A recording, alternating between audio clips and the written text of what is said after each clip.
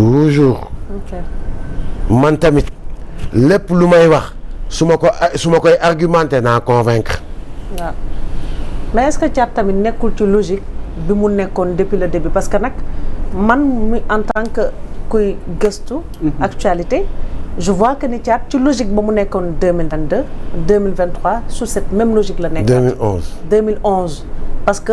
non 96. ça remonte bien longtemps. yow mi yàgg ak moom xam nga ni donc est-ce que tey ça mérite toute cette attaque sachant que Thiat aussi ci logique ba mu nekkoon tout au début ci la continue di nekk ba tey. non quand c'est à rappeler même Thiat dit que moom attaqué wul de. moom li mu def dafa simple. waaw li ngeen diggee woon par rapport à l'abrogation man moom rek laa. te mu bokkoon ci xeex bi. waaw non xam nga démb nee naa ko Thiat tu n'es pas juriste loolu man ak moom la quoi. waaw.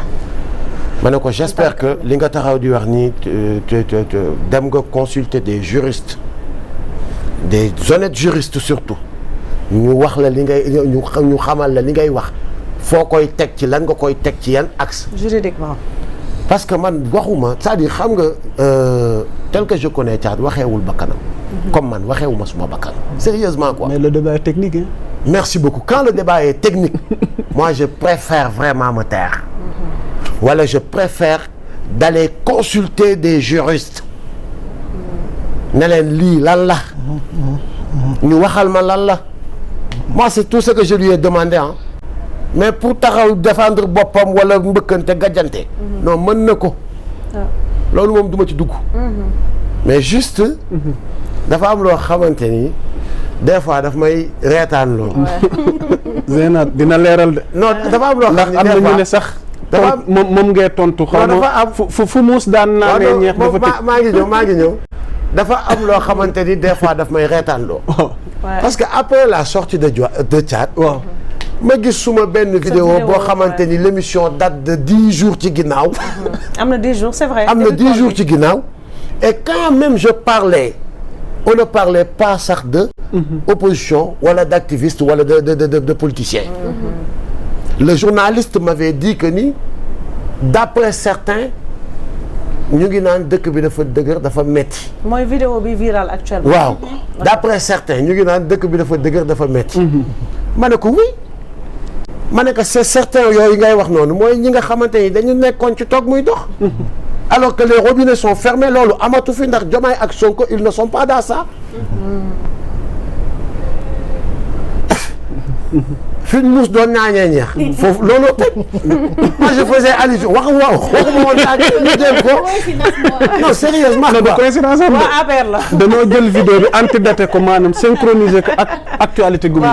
maanaam loolu la bëgg leeral ni non non déet Zeyna jox verdict bi accusé ça vraiment Zeyna yaa ngi est-ce que waa APR ñoo la def. ah déet Zeyna ça wax dëgg yàlla ak yonent bi en me connaissant. waaw wax dëgg yàlla ak yonent bi waxuma la Thiat. waaw parce que tey jii man Ousmane Sonko mi may àndal suma nawle la. dëgg su yemee ci ni Thiat def na sortie ma defaat beneen sortie kii ak moom war na ma ragal. moi je suis loyal et très fidèle en compagnonnage. man gisuma lu ma jaral ci àdduna. gisuma lu ma jaral ci àdduna gisuma luñ mën a teg ci suma bët. ba Thiat xëy bés muy taxaw fee di dóor may taxaw di fayu. wala may dóoranteeg Thiat xalaatuma ko ci suma àdduna pour lan. kon est-ce que actuellement nekkoo ci position bu inconfortable. sama position tey la gën a confortable Zeyna. parce que la relation humaine. à partir du moment où Thiat man ak moom démb ba 4 heures du matin ñoo toog di waxtaan. démb à partir du moment où léegi balaa may jógee sama kër sama jabar yóbbul na ko ceeb bi muy lekk. à partir du moment où sama yaay nekkatu fi yaay ma ngi dund xam nañ. non sérieusement ma position reste confortable. on est dañu nekk nag ci espace boo xamante ni il faut que les gens évitent yenn yii nii parce que c'est peine en tout cas c'est perdu d'avance. xëy bés ngeen gis kilifa dóor Thiat dóor Thiat. non sérieusement noppaliku leen. d'autant plus que sax combat bi du yàgg moom. non du mën a Thiat. moo tax balaa ñuy jàll yow il faut nous dire maintenant nga rappeler ñu rek sa position par rapport à ce débat concernant la loi d'amnistie. sama position par rapport à ce débat man dama lay wax comme ni man damay laajte. waaw très honnêtement. waaw parce que bi coow li bëree. polémique bi bëri daf ci am koo xamante ni c'est quelqu'un j'ai déjà appelé Amadou Ba ma ne ko Amadou Ba tu es un député. à qui je fais confiance. Et c'est quelqu'un de très honnête. Koudé ak sa bàmmeel. Amadou Ba c'est quelqu'un de très honnête. Amadou Ba député bu Pastef. Amadou Ba député bu Pastef. moom mi porté la loi interprétative. C'est quelqu'un de très honnête et très sérieux. Allez-y lan ngeen wax. Il n'est pas dans la politique politicienne. ok. ma woo ko ne ko dama bëgg nga expliquer ma. mu defal ma ay explication mu leer ki suma bopp. Il a utilisé des termes yoo xamante ni sérieusement mënu ma toogaat di ko rapporter. mais bu ma Amadou Ba convaincre woon ci lu mu wax. je lui dirais que ici dans ce plateau que je ne suis pas d'accord. mais ce que Amadou Ba m'a expliqué ça m'a convaincu. loolu doyul ma laajaat docteur Babou. bi nga xamante ni bokk na ci les 7 premières personnes yi lii tëgg le projet PASTEF. il m'a même envoyé un texte qu'il a fait boo xamante ni ne ma bu la neexee plateau boo toog mën nga ko fa lire. allez-y. xaw na kii nag. loi d'amnistie. cuuna ngi fi. waaw mu ne l'amnistie du président Macky Sall est une invitée à l'amnésie. Que sa vraie nature n'est autre qu'un permis de tuer. Le comité contre la torture avait recommandé l'exclusion de la torture du champ des lois d'amnistie, rapport sur l'Azerbaïdjan. A/55/44, etc. jàppal bàyyi. L'Assemblée nationale du Sénégal a adopté mercredi 6 mars 2024 le projet de loi d'amnistie portant sur les faits liés aux manifestations politiques ayant secoué le pays entre le 1er février 2021 et le 25 février 2024. Article 1er. Sont amnistiés de plein droit tous les faits susceptibles de révéler la qualification d'infraction criminelle ou correctionnelle commis entre le 1er février 2021 et le 25 février 2024, tant au Sénégal qu'à l'étranger, se rapportant à des manifestations ou ayant des motivations politiques, y compris celles faites par tout support de communication, que leurs auteurs aient été jugés ou non. Article 2. L'amnistie entraîne sans qu'elle ne puisse jamais donner lieu à restitution la remise totale de toutes les peines principales, accessoires et complémentaires, ainsi que la disparition de toutes les déchéances, exclusions, incapacités et privations de droits attachés à la peine. Article 3. L'amnistie ne préjudice pas aux droits des tiers. Cela n'annule pas les droits acquis par des tiers. La contrainte par corps ne peut être exercée contre les condamnés ayant bénéficié de l'amnistie si ce n'est à la requête des victimes de l'infraction ou de leur ayant droit. Article 4. Les contestations relatives à l'application de la présente loi d'amnistie sont jugées par la chambre d'accusation de la Cour d'appel de Dakar dans les conditions prévues par l'article 735 du Code de procédure pénale. Article 5. Il est interdit à tout magistrat ou fonctionnaire de rappeler ou de laisser subsister sous quelque forme que ce soit dans un dossier judiciaire ou exclusion de police ou dans tout document officiel les condamnations, déchéances, exclusions, incapacité et privation de droits attachés à la peine effacés par l'amnistie, sauf disposition prévue à l'article 3 de la présente loi. Nous devons nous poser 4 questions. Qui a pris l'initiative de cette loi? Quel est l'objet réel de cette loi? À qui bénéficie cette loi?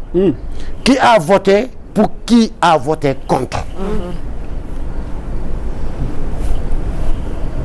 Qui a pris l'initiative de cette loi?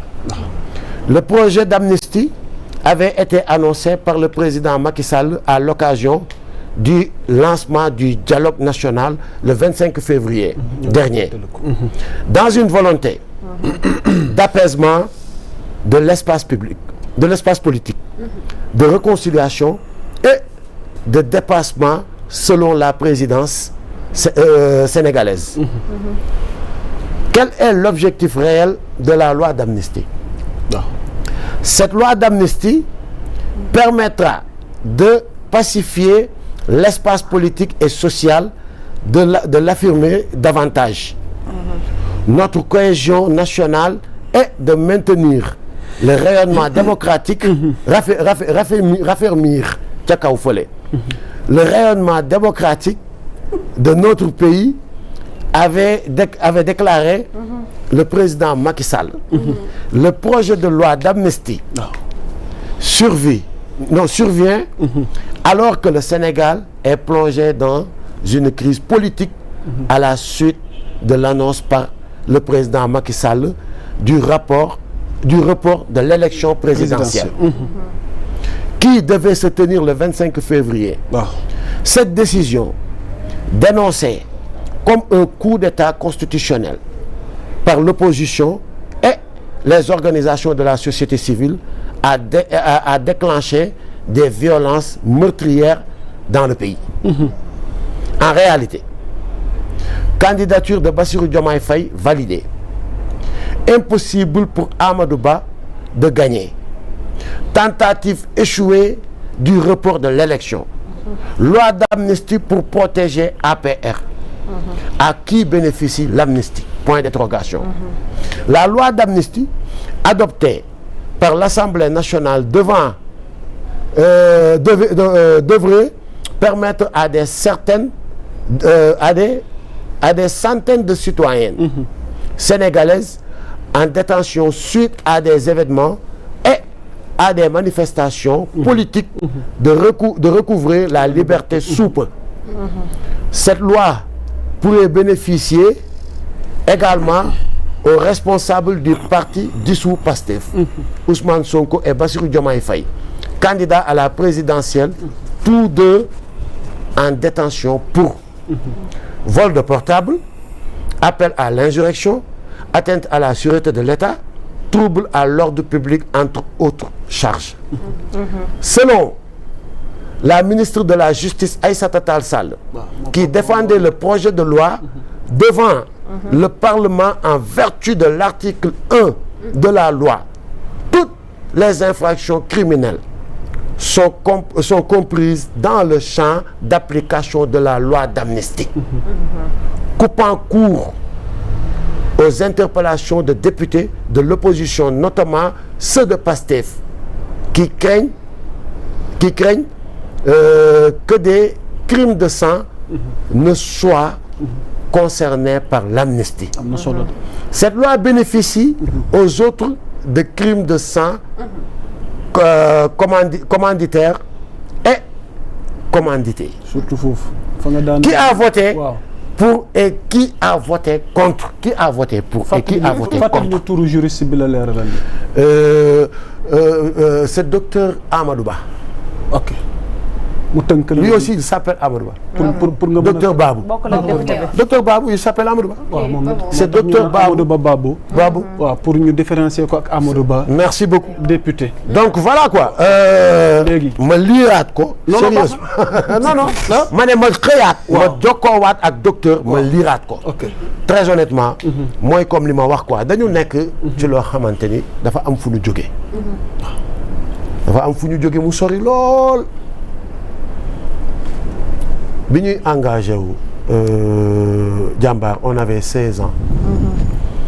Et je me rappelle on se battait pour les intérêts de Kaolack parce que période boobu